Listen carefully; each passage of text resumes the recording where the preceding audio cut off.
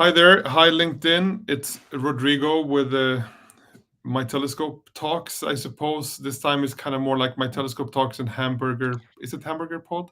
No? Brandburger podcast. Brandburger Yeah. Podcast. uh, So today is going to be a fight of the titans of who's going to own the mic.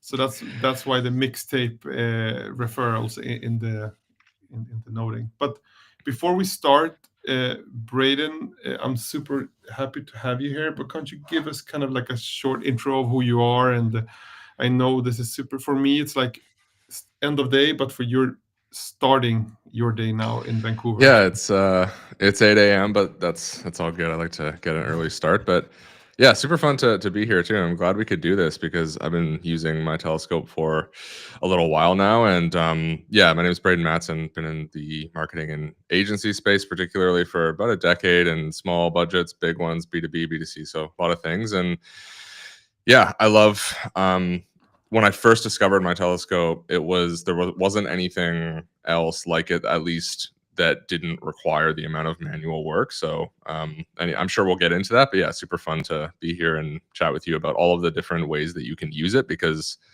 it's yeah, I would want marketers hearing this to be able to tap it and use its resources, and then be able to use that to communicate, ideally financially, with their executive teams too. No, but really cool. And I think one of the, like, for me, the main topic of today's chat is going to be like, how do you use tools like My Telescope, but data to Yep. kind of prove the business outcomes of building your brand and building and Exactly. investing in marketing. And I think it's kind of interesting that it's kind of one of these universal problems that you see no matter marketing people from. I had a conversation today with some people from Nigeria, and they were having the same problem. Like, how do you convince your CFO that investing in brand and not performance is the way to go if you want to build money and revenues and get rich over Yeah. time? And we see it here, of course, in Sweden, in the Nordics, and that's the reason why we started building My Telescope. But you also obviously are seeing that in Canada.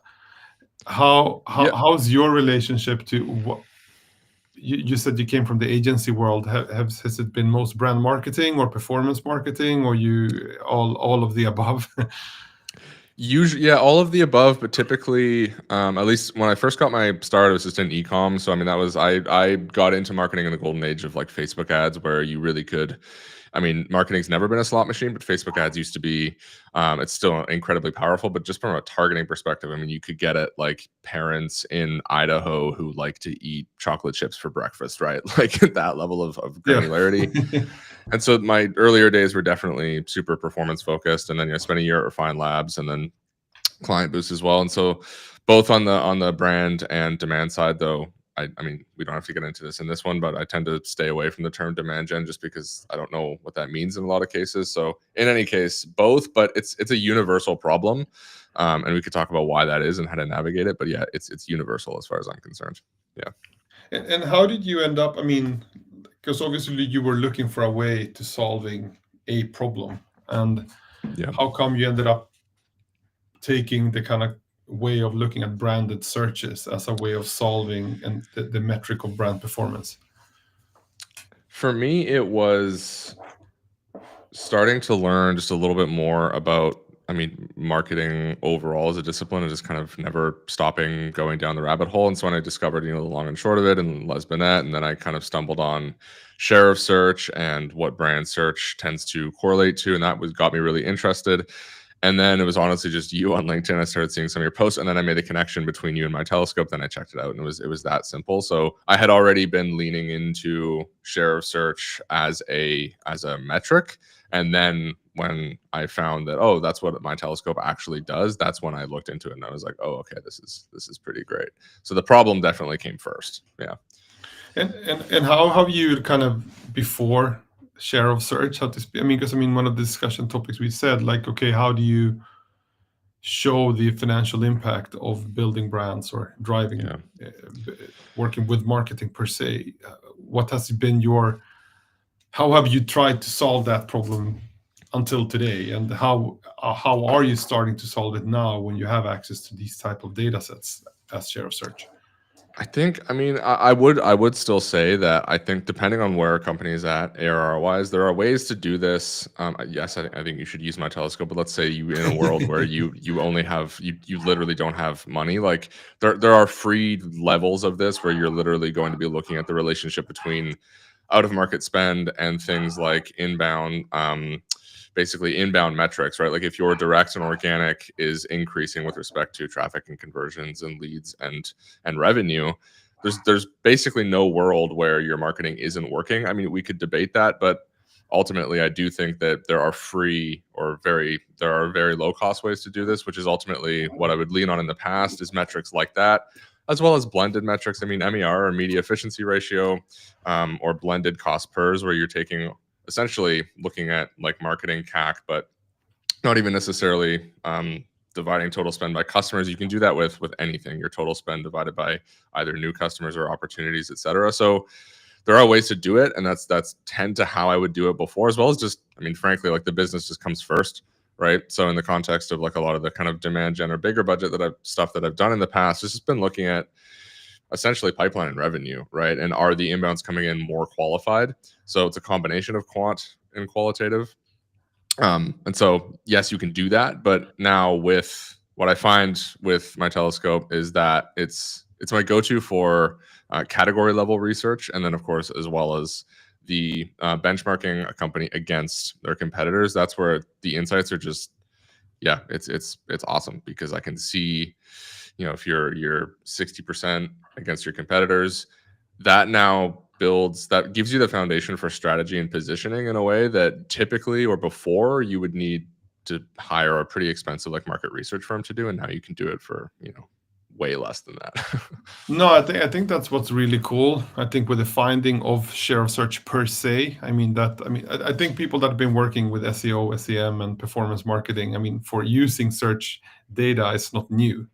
And I think Yeah, exactly. the knowledge of that search has a correlation to sales is not new either, because if not, why would people invest so much money in search? Exactly. However, from a strategic point of view, having that compass or that signal that can tell you kind of like a north star if you're moving the needle into the right direction, it's something that it's hard to find data that is so, in that sense, easy to use. And I think by using tools like Google Trends as well that are free and other tools, I Yep. think it's a great alternative to understand what it is. But for people that don't know what share of search is, how would you define it for them so that they understand what we're talking about? Yeah, I think I would delineate first between like brand aware search and then share of search. And so brand aware search is basically just how many people are searching for your brand on X channel. So you could judge this or measure this from Google, YouTube, well, basically whoever has an API and is sharing the data, you can take basically your branded searches. And then share of search is the percentage for your brand of the total branded searches that you have. So that might sound a little vague, but what I mean is if you put in all of your competitors and your brand, your share of search is a percentage of your branded searches that are in that pool, right? So if you think of a big pizza that has all of your competitors and you in it, and it's all of just your respective brand searches for your competitors and your slice of that pizza is your share of search. And the reason that it matters is that it does tend to there's a lot of my telescope has a publication on this, but a lot of data that shows quite clearly that it matches to and is actually predictive of market share and sales in the real world to a pretty strong degree. Absolutely nothing is perfect in marketing. We have to be comfortable with imperfection and comfortable with not knowing. And so this is a game with every tool. There's a game of, is this good enough to tell me what I need to do to move the business forward? And in this case, I think it absolutely is. I'm sure we'll get into some of the arguments against share of search and the correlation issue, but that's essentially what those terms mean. Yeah, cool. No, I think it's important to, it's to start with the foundation. And I mean, if we just start from the get-go, I mean, you had people like Les Binet and James Hankins and others playing Yep. around and testing it. And they found this correlation between branded searches and market share with on average of 83%. Yep. And I've been getting a lot of questions on kind of use cases. And for us, when we recommend I always start like look at your brand first before you start comparing, because I think Exactly. one of the hardest part for any business is to actually decide who are your competitors.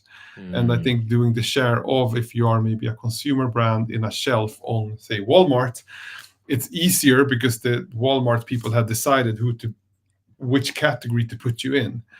But I think it's also hard, like Coca-Cola, is it I'm buying it versus Pepsi, or is it versus water or milk, etc. And I think that also what I like about the metric, that you can actually compare yourself to anything without costing so much money. If you would have done a survey, you have to decide your set of competitors from day one, and then you do that, because if not, you lose all your historical data. And I think what's Yep. super cool with search per se is that you have the freedom to test different positioning. So I think that's kind of one of the use cases, like how do you position yourself in which market, and which market do I want to win in? Have you Yep. how do you view that kind of discussion? Because I think that's what kind of also creates the discussion of correlation and not, because it depends on who you're comparing to, I suppose, as well. Yeah, no, I think this is where you start getting into. I mean, there's a bit of a debate between like segmentation and then like the the category entry point. I think, I mean, I'm sure this is a LinkedIn post in the making. I think they're fully compatible, but really what I'm getting to here is that as marketers, we're kind of trained to see a market as like these like this neat set of little of boxes, right? Where we can have, oh, segment A, B, and C, and they're all, and the people in them are the static and don't change. When in reality, a market is basically this thing that we make up. Like there's, I mean, humans are just humans, and then we use a market to categorize the world, and then really a market is just made up of a whole bunch of different, essentially, category entry points, right? Like you have people coming into market at various different places. And so I think where the use case here is much faster and more efficient, and effective than it used to be, is that you can plot out, essentially, if you do your category entry point research first, and ideally you've also segmented. Again, I think you should just do both. You can plot out for each of those, because I would argue that your brand ultimately competes at the level of the entry point and less so the category. Of course, you do compete at the category level, but more so at the level of the buying situation or the segment. And so it actually gives you the ability, you could have different market briefs, like inside the tool itself. You could have different market briefs for, if you wanted to, for different segments or use cases. And then that would allow you to actually see that granularity at the level of positioning. And then to your point, that does give you the ability to actually ultimately test, but then also be able to go to your executive team to be able to say, look, we did our research. We're choosing to position to this segment or this entry point in this way. And here's how we're going to be able to see the effects of that.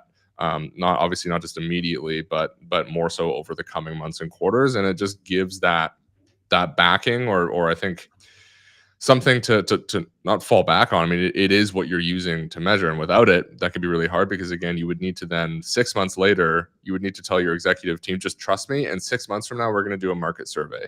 Now, in the 80s, when there was no option, that's what you would do, right? But yeah, now you don't have to do that.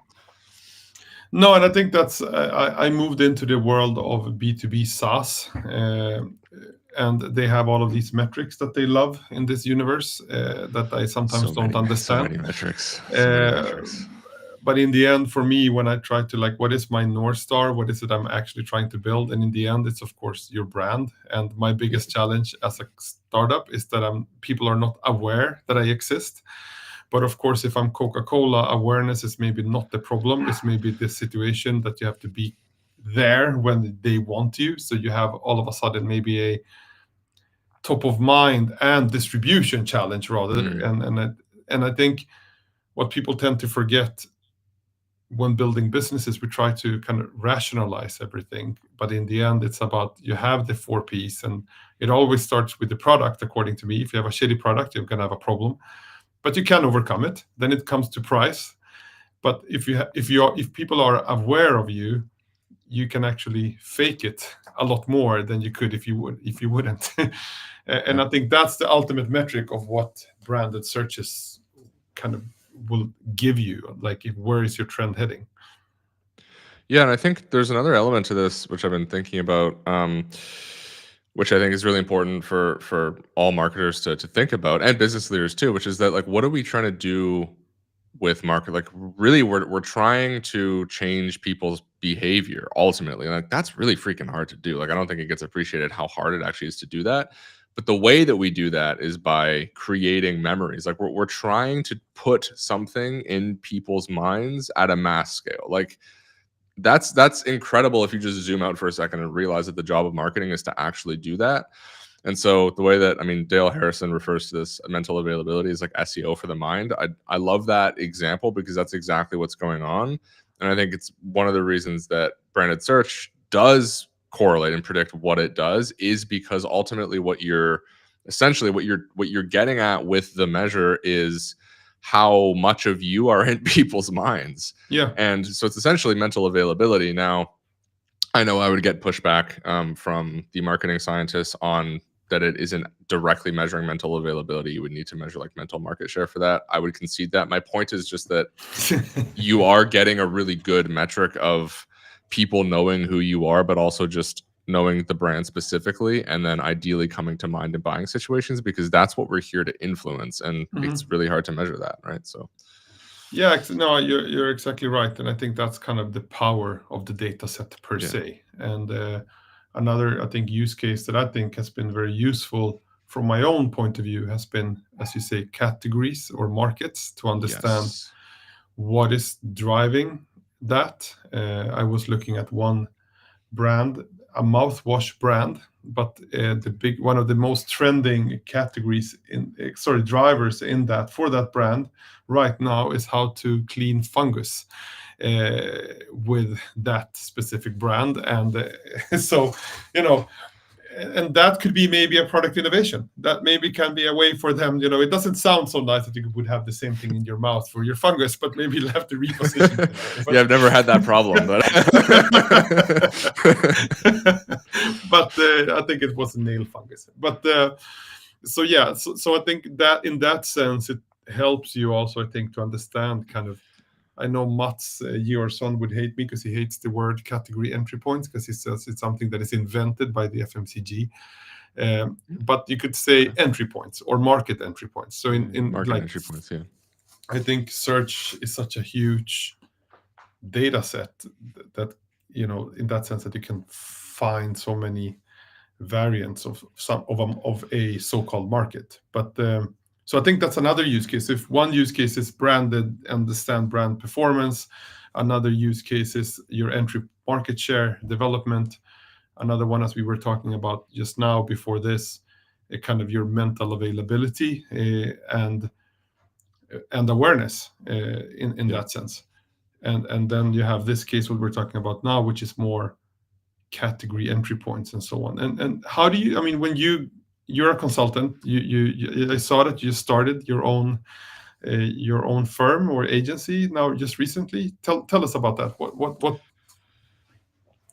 Yeah, so it's called Growth Quotient, growthquotient.com, shameless plug. But I've been in a lot of agencies for a lot of years, and the thing that I've noticed repeatedly is just that there's a perception of marketing, which is that marketing is advertising, right? Marketing is communications, and if you just zoom out and you were to plot what marketing is, like in a Miro board or something, you would notice that marketing really is like 8% of it is advertising. The rest is research, consumer insight, right? Like diagnosis of the business, strategy, like all of these things are pre-tactics. And so there's about 75%, I would say, of marketing that comes before tactical execution, but most agencies focus just on tactics. But tactics work. The success of tactics is dictated by everything that comes before. So really the idea with Growth Quotient is that we're a fractional growth partner specifically for North American founders. So we work directly with founders who basically don't know what to do. I've worked with a lot of founders and a lot of CEOs of companies who just are in the spot where like, I don't know what to do next. Either we're growing really fast and I don't want to mess it up and I don't know how to deal with that, or we've stopped growing and I don't know what to do. And it's really lonely when you're a founder. And so that's what we do. We partner with founders on business and marketing strategy, and ultimately we're giving them clarity in what to do next. And that's essentially it. So you can check us out. But yeah, my telescope is a big part of research. And a question on that: how do you? I mean, because a founder's coming to you, they obviously understand the value of building marketing or driving marketing or building a brand. Yeah. But do they have to convince their board, for example, and how? to invest in this, or is it kind of like a given when they come to you? Yeah, I guess the way I would say it is like you all you can do is make good arguments and point to the and sometimes it's just not going to work. Like sometimes Hmm. if you sometimes you literally cannot because a person is so entrenched in their worldview. And I'll say a few words about this because I think it's really important. I have an episode coming out. I talked to two individuals. It's a really really important podcast basically about this entire problem, which is that the way that you measure things depends on how you actually see the world first. And this is directly relates to what we're talking about here around brand and the importance of it, which is that if you believe that people buy because you just advertise them enough and force them to buy, you're going to measure everything differently than if you believe that people buy when they enter a buying state where they want or need something and you come to mind. Those are two totally different worldviews ultimately, and the way that you measure is going to be different. So I always like to actually start by trying to address or challenge the actual operating system that an executive has, which I mean, you can start with, and this is one of Steve Patty's recommendations, is to actually just in a conversation is to just say, like, in your own words, how would you define marketing? Like, tell me what you would, your best definition of marketing. And that's going to give you an idea, right? Because in a lot of cases, you're just going to get, well, marketing generates leads for sales. And if that's the case, like, yeah, no founder wants to turn away business, and in the beginning, you probably shouldn't. But those are going to be really hard clients to work with. So I would just say challenge the paradigm or the worldview first, if you can, to try to get at the way that you're measuring this and thinking about this is actually just faulty because people don't buy that way. And there's a lot of good research for that, right? So you can point to the data, but at the end of the day, yes, sometimes you can convince, sometimes you can't, unfortunately. No, because I was doing, I think the biggest aha moments for many clients or that we've shown, to start implementing my telescope with them and their partners is when we show the correlation between the brand or product growth and the correlation of revenue or sales. That's kind of what gives them like, aha, so a brand mental availability, obviously people were searching for me, correlates to, it converts to people buying my brand. And that kind of makes them, aha, I understand that branding is something that maybe I should work on, because that, as you say, creates memories in people's minds. Yeah. However, then you start to having this discussion of causality, of like, is it actually, Yeah. correlation and causality. And of course, what we are talking about here is correlation. But have you found any kind of, because in the end, we're saying, yeah, but brand building causes more sales. That's what we're saying. We're not saying Yeah. that we're not saying that branded searches are causing more sales. We're saying that Exactly. branding are causing more Yeah. sales.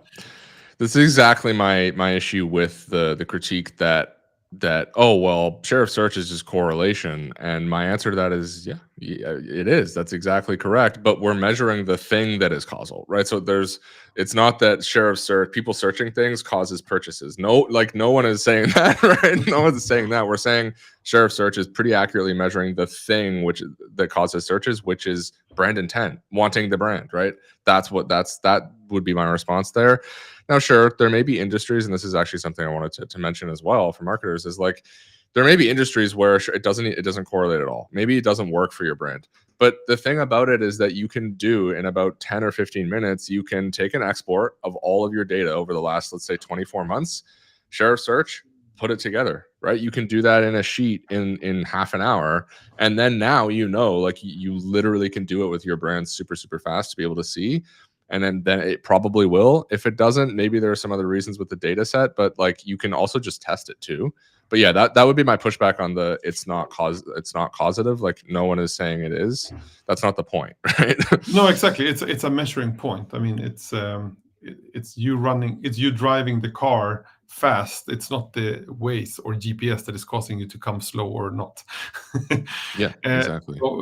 but a, a question on the segments and markets, because I've heard this pushback many times. That it doesn't work for me because we're B2B, or we're fast moving consumer goods like chewing gum. Who searches for this? Or you have all of these like issues Yeah.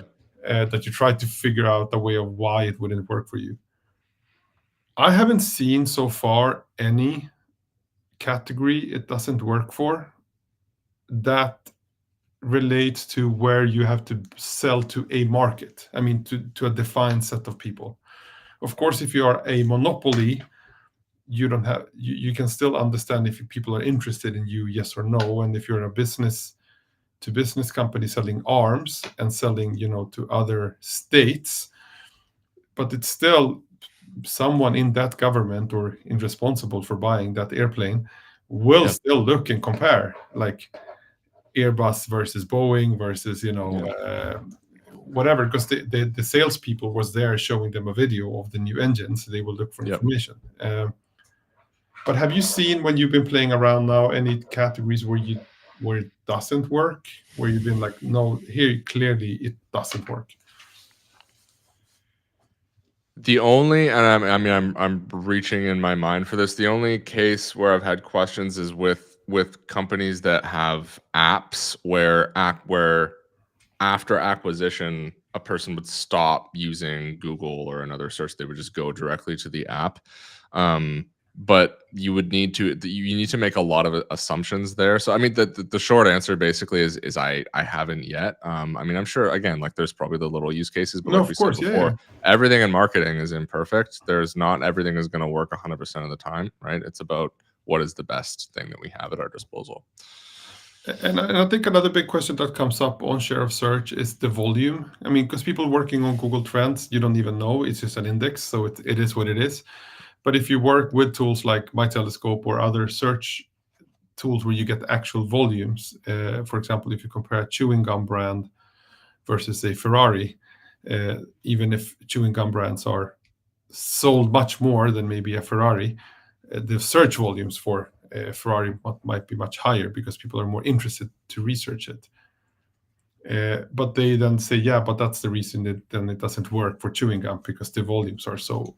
What do you say to, and how have you approached that? Because you probably get the same questions on, volume versus trend and ranking of sizing, etc.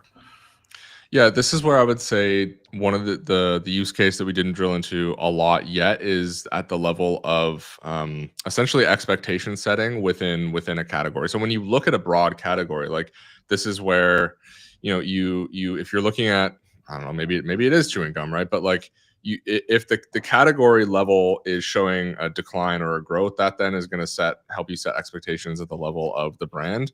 And so the first thing I would say to someone if I'm working with is like, if this is the data directly from Google, we can't fight it. So either you have other recommendations for what people might be searching, or this is the data from Google, and we just have to accept that and then talk about why that might be. The second thing is there's a lot of other data sources, right? We could look at YouTube, we could look at TikTok. Maybe you have a bit of a Gen Z audience or something. I'm making assumptions there, but like there's different data sources in the tool too that we can also use. But I mean, one of the things I always tell my clients is like reality is non-negotiable. Unfortunately, we have to work with it, right? There's headwinds, there's tailwinds. You don't control markets and people. We influence them. We don't control them. You have to give up some of the illusion of control we have. And if you're not ready to do that, unfortunately, I mean, like this is how the world works. We have to work with it and not against it. So it's not a perfect answer, right? But it's kind of just how it is. Like you can't force people to search stuff. And how we try to run this kind of half an hour, because I know people's how do you say, attention spam after a while starts to start to email or something like else, and then we then have it as a pod as well. But how do you like now that you started your agency, now you're gonna help your clients grow their businesses or get more control over their growth? How are you going to use share of search as a strategic tool, and what would you say would be the main use cases, but also maybe to help them to prove that investment in the brand can be measured with share of search and can be shown as a financial asset? Long Yeah, so question, very hard, but no, there's a few different points in the process where it's really useful. The first one is around research. So that's category level research, right? Understanding category dynamics. Like if you come to us and your growth is declining, but you're in a category that's declining, that changes the conversation a lot. It changes our goals a lot, right? From all of a sudden skyrocketing growth to maybe even like just getting us maintaining first, and then maybe even pivoting into a different category. So that's the first one. The second one, then, of course, is around competitor and essentially market share, because that really has big implications for positioning. If you're like 10, 15% market share, for example, and you have a big competitor, that's probably going to tell us that we do still need to lean on differentiation. It's going to help us with segmentation and targeting and positioning in that regard, because we can see really with some numbers who we're competing against. And then ultimately, from the measurement perspective, it's when we're deploying tactical execution, we're able now to essentially see more so in real time the impact of, I just bring it back to mental and physical availability. Honestly, those are the two terms that I just consistently use. I think other terms can cause confusion. So I just say, when we're trying to build mental availability, we can plot in the tool when certain things were launched, where we made changes. And then that's going to give us a really, really good indication and indicator before we start seeing, like, in really long sales cycles. Like, if your sales cycle is 6 or a year, right? You can't measure immediate impact on revenue and pipeline, yet you need something else, and that's where it bridges the gap. So it's really like it plays a part at every kind of stage in our process. Braeden, thank you so much. It wasn't the meaning to have such a good promotional episode for just my telescope, but I love it. So this is going to be my referral video I'm going to be using for all our clients, and Okay, let's go. and for them to use you as one of their partners to use the tool and kind of grow their markets. So thank you so much for joining me. And do you have any final words before we say goodbye? No, I just one thing is, I see a couple questions in the chat. I don't think we were able to get to those. If you DM me on LinkedIn, No, we can take them I'll now reach if you out through want. that. That's Yeah, great. we have time. Oh, okay, yeah, we can do that.